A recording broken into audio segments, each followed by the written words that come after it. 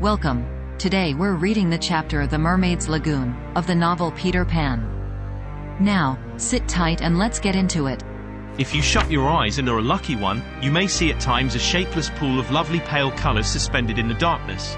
Then if you squeeze your eyes tighter, the pool begins to take shape, and the colors become so vivid that with another squeeze they must go on fire. But just before they go on fire you see the lagoon. This is the nearest you ever get to it on the mainland, just one heavenly moment. If there could be two moments, you might see the surf and hear the mermaids singing. The children often spent long summer days on this lagoon, swimming or floating most of the time, playing the mermaid games in the water, and so forth. You must not think from this that the mermaids were on friendly terms with them. On the contrary, it was among Wendy's lasting regrets that all the time she was on the island she never had a civil word from one of them. When she stole softly to the edge of the lagoon she might see them by the score, especially on Maroona's Rock, where they loved to bask, combing out their hair in a lazy way that quite irritated her. Or she might even swim, on tiptoe as it were, to within a yard of them. But then they saw her and dived, probably splashing her with their tails, not by accident, but intentionally. They treated all the boys in the same way, except of course Peter, who chatted with them on Maroona's Rock by the hour, and sat on their tails when they got cheeky. He gave Wendy one of their combs. The most haunting time at which to see them is at the turn of the moon, when they utter strange wailing cries. But the lagoon is dangerous for mortals then, and until the evening of which we have now to tell, Wendy had never seen the lagoon by moonlight, less from fear, for of course Peter would have accompanied her, than because she had strict rules about everyone being in bed by 7. She was often at the lagoon, however, on sunny days after rain, when the mermaids come up in extraordinary numbers to play with their bubbles. The bubbles of many colors made in rainbow water they treat as balls, hitting them gaily from one to another with their tails, and trying to keep them in the rainbow till they burst. The goals are at each end of the rainbow, and the keepers only are allowed to use their hands. Sometimes a dozen of these games will be going on in the lagoon at a time, and it is quite a pretty sight. But the moment the children tried to join in they had to play by themselves, for the mermaids immediately disappeared. Nevertheless we have proof that they secretly watched the interlopers, and were not above taking an idea from them. For John introduced a new way of hitting the bubble, with the head instead of the hand, and the mermaids adopted it. This is the one mark that John has left on the Neverland. It must also have been rather pretty to see the children resting on a rock for half an hour after their midday meal.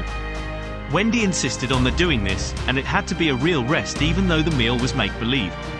So they lay there in the sun, and their bodies glistened in it, while she sat beside them and looked important. It was one such day, and they were all on Maroona's Rock. The rock was not much larger than the great bed, but of course they all knew how not to take up much room, and they were dozing, or at least lying with their eyes shut, and pinching occasionally when they thought Wendy was not looking. She was very busy, stitching. While she stitched a change came to the lagoon. Little shivers ran over it, and the sun went away and shadows stole across the water, turning it cold.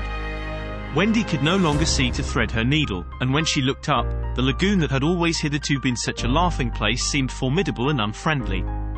It was not, she knew, that night had come, but something as dark as night had come. No, worse than that. It had not come, but it had sent that shiver through the sea to say that it was coming. What was it? There crowded upon her all the stories she had been told of Maroona's Rock, so called because evil captains put sailors on it and leave them there to drown. They drown when the tide rises, for then it is submerged. Of course she should have roused the children at once. Not merely because of the unknown that was stalking toward them, but because it was no longer good for them to sleep on a rock grown chilly. But she was a young mother and she did not know this. She thought you simply must stick to your rule about half an hour after the midday meal. So, though fear was upon her, and she longed to hear male voices, she would not waken them. Even when she heard the sound of muffled oars, though her heart was in her mouth, she did not waken them. She stood over them to let them have their sleep out. Was it not brave of Wendy? It was well for those boys then that there was one among them who could sniff danger even in his sleep. Peter sprang erect, as wide awake at once as a dog, and with one warning cry he roused the others. He stood motionless, one hand to his ear. "Pirates!" he cried. The others came closer to him. A strange smile was playing about his face, and Wendy saw it and shuddered. While that smile was on his face no one dared address him. All they could do was to stand ready to obey. The order came sharp and incisive. "Dive!" There was a gleam of legs, and instantly the lagoon seemed deserted. Maruna's rock stood alone in the forbidding waters as if it were itself maroon. The boat drew nearer.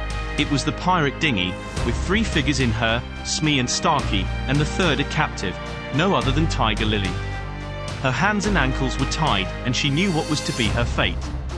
She was to be left on the rock to perish, an end to one of her race more terrible than death by fire or torture, for is it not written in the book of the tribe that there is no path through water to the happy hunting ground? Yet her face was impassive. She was the daughter of a chief. She must die as a chief's daughter, it is enough. They had caught her boarding the pirate ship with a knife in her mouth.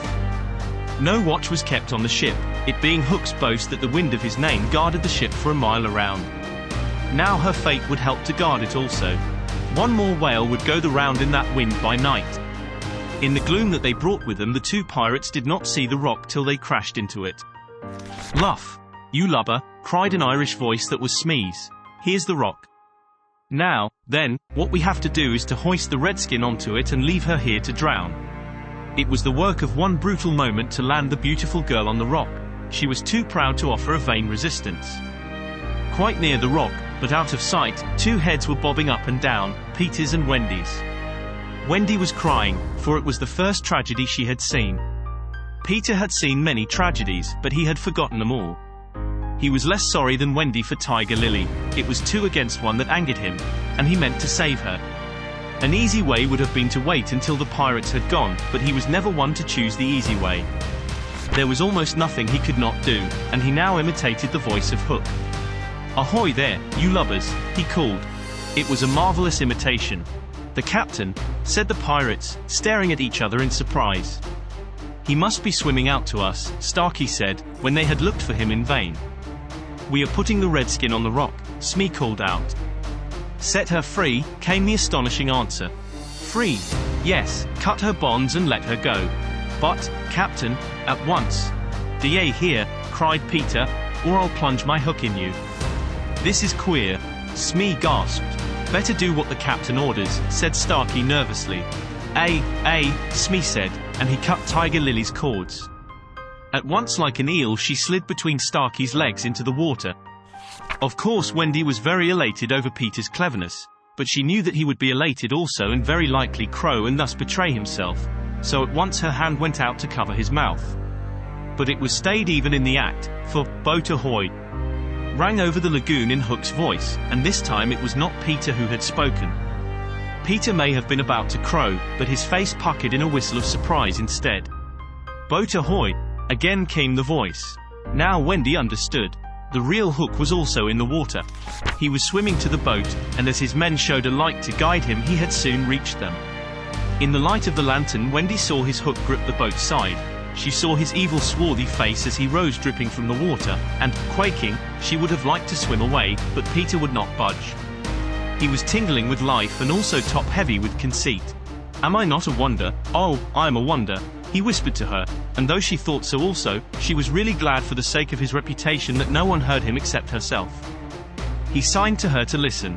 The 2 pirates were very curious to know what had brought their captain to them, but he sat with his head on his hook in a position of profound melancholy. "Captain, is all well?" they asked timidly, but he answered with a hollow moan. "He sighs," said Smee. "He sighs again," said Starkey. "And yet a 3rd time he sighs," said Smee. Then at last he spoke passionately. "The game's up," he cried, "those boys have found a mother." Affrighted though she was, Wendy swelled with pride. "Oh, evil day!" cried Starkey. "What's a mother?" asked the ignorant Smee. Wendy was so shocked that she exclaimed, "He doesn't know," and always after this she felt that if you could have a pet pirate, Smee would be her one. Peter pulled her beneath the water, for Hook had started up, crying, "What was that?" "I heard nothing," said Starkey, raising the lantern over the waters, and as the pirates looked they saw a strange sight. It was the nest I have told you of, floating on the lagoon, and the never bird was sitting on it. "See," said Hook in answer to Smee's question, "that is a mother." What a lesson! The nest must have fallen into the water, but would the mother desert her eggs? No. There was a break in his voice, as if for a moment he recalled innocent days when, but he brushed away this weakness with his hook. Smee, much impressed, gazed at the bird as the nest was borne past, but the more suspicious Starkey said, "If she is a mother, perhaps she is hanging about here to help Peter." Hook winced. He said, "that is the fear that haunts me." He was roused from this dejection by Smee's eager voice. "Captain," said Smee, "could we not kidnap these boys' mother and make her our mother?" "It is a princely scheme," cried Hook, and at once it took practical shape in his great brain. "We will seize the children and carry them to the boat. The boys we will make walk the plank, and Wendy shall be our mother." Again Wendy forgot herself. "Never," she cried, and bobbed. What was that? But they could see nothing. They thought it must have been a leaf in the wind. "Do you agree, my bullies?" asked Hook. "There is my hand on it," they both said. "And there is my hook." "Swear." They all swore. By this time they were on the rock, and suddenly Hook remembered Tiger Lily. "Where is the redskin?" he demanded abruptly. He had a playful humor at moments, and they thought this was one of the moments. "That is all right, Captain," Smee answered complacently. "We let her go." "Let her go?" cried Hook. "'Twas your own orders," the boatswain faltered. "You called over the water to us to let her go," said Starkey. "Brimstone and gall," thundered Hook. "What cousining is going on here?" His face had gone black with rage, but he saw that they believed their words, and he was startled. "Lads," he said, shaking a little, "I gave no such order." "It is passing queer," Smee said, and they all fidgeted uncomfortably. Hook raised his voice, but there was a quiver in it. "Spirit that haunts this dark lagoon tonight," he cried, "dost hear me?" Of course Peter should have kept quiet, but of course he did not. He immediately answered in Hook's voice, "Odds, bobs, hammer and tongs, I hear you." In that supreme moment Hook did not blanch, even at the gills, but Smee and Starkey clung to each other in terror. "Who are you, stranger? Speak," Hook demanded. "I am James Hook," replied the voice, "captain of the Jolly Roger." "You are not, you are not," Hook cried hoarsely. "Brimstone and gall," the voice retorted, "say that again, and I'll cast anchor in you." Hook tried a more ingratiating manner. "If you are Hook," he said almost humbly, "come tell me, who am I?" "A codfish," replied the voice, "only a codfish." "A codfish," Hook echoed blankly, and it was then, but not till then, that his proud spirit broke. He saw his men draw back from him. "Have we been captained all this time by a codfish?" they muttered. "It is lowering to our pride." They were his dogs snapping at him, but, tragic figure though he had become, he scarcely heeded them. Against such fearful evidence it was not their belief in him that he needed, it was his own. He felt his ego slipping from him. "Don't desert me, bully," he whispered hoarsely to it. In his dark nature there was a touch of the feminine, as in all the great pirates, and it sometimes gave him intuitions. Suddenly he tried the guessing game. "Hook," he called, "have you another voice?" Now Peter could never resist a game, and he answered blithely in his own voice, "I have." "And another name?" A vegetable?" asked Hook. "No." "Mineral?" "No." "Animal?" "Yes." "Man?" "No." This answer rang out scornfully. "Boy?" "Yes." "Ordinary boy?" "No." "Wonderful boy?" To Wendy's pain the answer that rang out this time was, "Yes." "Are you in England?" "No." "Are you here?" "Yes." Hook was completely puzzled. "You ask him some questions," he said to the others, wiping his damp brow. Smee reflected. "I can't think of a thing," he said regretfully. Can't guess," crowed Peter. "Do you give it up?" Of course in his pride he was carrying the game too far, and the miscreants saw their chance. Yes, they answered eagerly. "Well, then," he cried, "I am Peter Pan." Pan? In a moment Hook was himself again, and Smee and Starkey were his faithful henchmen. "Now we have him," Hook shouted. "Into the water, Smee. Starkey, mind the boat. Take him dead or alive." He leaped as he spoke, and simultaneously came the gay voice of Peter. "Are you ready, boys?" Aye, from various parts of the lagoon. Then lamb into the pirates. The fight was short and sharp. First to draw blood was John, who gallantly climbed into the boat and held Starkey. There was fierce struggle, in which the cutlass was torn from the pirate's grasp. He wriggled overboard and John leapt after him. The dinghy drifted away. Here and there a head bobbed up in the water, and there was a flash of steel followed by a cry or a whoop. In the confusion some struck at their own side. The corkscrew of Smee got Tootles in the fourth rib. but he was himself pinked in turn by Curly. Farther from the rock, Starkey was pressing slightly and the twins hard. Where all this time was Peter? He was seeking bigger game. The others were all brave boys, and they must not be blamed for backing from the pirate captain. His iron claw made a circle of dead water round him, from which they fled like affrighted fishes. But there was one who did not fear him. There was one prepared to enter that circle. Strangely, it was not in the water that they met. Hook rose to the rock to breathe, and at the same moment Peter scaled it on the opposite side. The rock was slippery as a ball, and they had to crawl rather than climb. Neither knew that the other was coming. Each feeling for a grip met the other's arm. In surprise they raised their heads. Their faces were almost touching, so they met. Some of the greatest heroes have confessed that just before they fell to they had a sinking. Had it been so with Peter at that moment, I would admit it. After all, he was the only man that the sea cook had feared. But Peter had no sinking, he had one feeling only, gladness. And he gnashed his pretty teeth with joy. Quick as thought, he snatched a knife from Hook's belt and was about to drive it home, when he saw that he was higher up the rock than his foe. It would not have been fighting fair.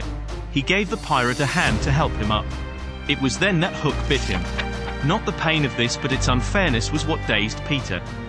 It made him quite helpless. He could only stare, horrified. Every child is affected thus the first time he is treated unfairly. All he thinks he has a right to when he comes to you to be yours is fairness. After you have been unfair to him, he will love you again, but will never afterwards be quite the same boy. No one ever gets over the first unfairness, no one except Peter. He often met it, but he always forgot it. I suppose that was the real difference between him and all the rest. So when he met it now, it was like the first time, and he could just stare, helpless. Twice the iron hand clawed him. A few moments afterwards the other boys saw Hook in the water striking wildly for the ship. No elation on the pestilent face now, only white fear, for the crocodile was in dogged pursuit of him. On ordinary occasions the boys would have swum alongside cheering, but now they were uneasy, for they had lost both Peter and Wendy, and were scouring the lagoon for them, calling them by name. They found the dinghy and went home in it, shouting, "Peter, Wendy," as they went, but no answer came save mocking laughter from the mermaids. They must be swimming back or flying, the boys concluded. They were not very anxious, because they had such faith in Peter. They chuckled, boy-like, because they would be late for bed, and it was all Mother Wendy's fault. When their voices died away there came cold silence over the lagoon, and then a feeble cry. "Help! Help!" Two small figures were beating against the rock. The girl had fainted and lay on the boy's arm. With a last effort Peter pulled her up the rock and then lay down beside her. Even as he also fainted he saw that the water was rising. He knew that they would soon be drowned, but he could do no more. As they lay side by side, a mermaid caught Wendy by the feet, and began pulling her softly into the water. Peter, feeling her slip from him, woke with a start, and was just in time to draw her back. But he had to tell her the truth. "We are on the rock, Wendy," he said, "but it is growing smaller. Soon the water will be over it." She did not understand even now. "We must go," she said, almost brightly. "Yes," he answered faintly. "Shall we swim or fly, Peter?" He had to tell her. "Do you think you could swim or fly as far as the island, Wendy, without my help?" She had to admit that she was too tired. He moaned. "What is it?" she asked, anxious about him at once. "I can't help you, Wendy. Hook wounded me. I can neither fly nor swim." "Do you mean we shall both be drowned? Look how the water is rising." They put their hands over their eyes to shut out the sight. They thought they would soon be no more.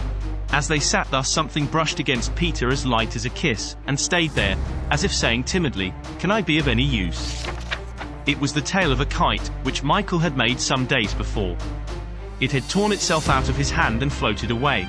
"Michael's kite," Peter said without interest, but next moment he had seized the tail, and was pulling the kite toward him.